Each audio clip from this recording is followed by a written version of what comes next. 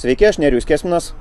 Europos čempionato ketvirtfinaliuose liko vienas neatsakytas klausimas, tai yra Anglija-Italija. 3 pusfinalių dalyvius mes jau žinome. Ketvirtai sužinosime šiandien ir paspėliokime, kas galėtų būti tose rungtynėse.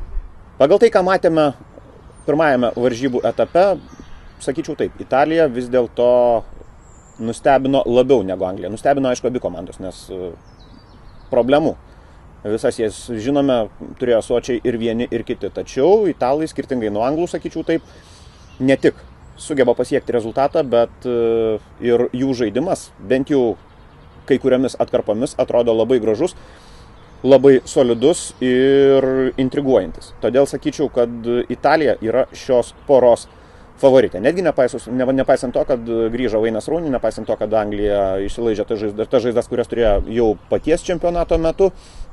Manyčiau, kad ta žaidimo kokybė, kurią demonstruoja Cezarės Prandelli komanda, leidžia manyti, jog Italija yra favoritė. Santykis 1,85.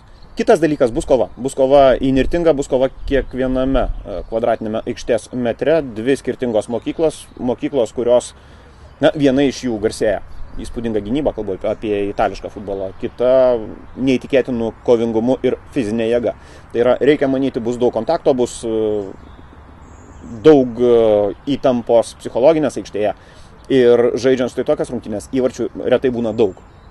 Manyčiau, kad per 90 minučių, nustebčiau, jeigu būtų įmušti daugiau negu 2 įvarčiai, o bandydami spėti, jūs galite teikti, kad bus iki 2,5, tai yra 1 arba 2, arba galbūt iš vis nebus įvarčių per pagrindinių rungtynių laiką. Ir tokiu atveju lažybų santykis yra 1,5.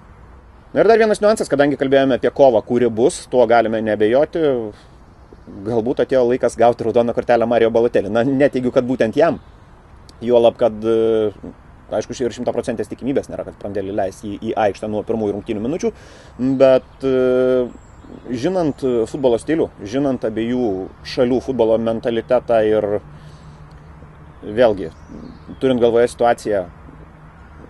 esamą situaciją, tai, kas pastatyta ant kortos, manau, kad bus daug kieto žaidimo, bus daug šiurkštaus žaidimo ir jeigu ne Balotelli, tai kas nors tą raudoną kortelę gali užsidirbti.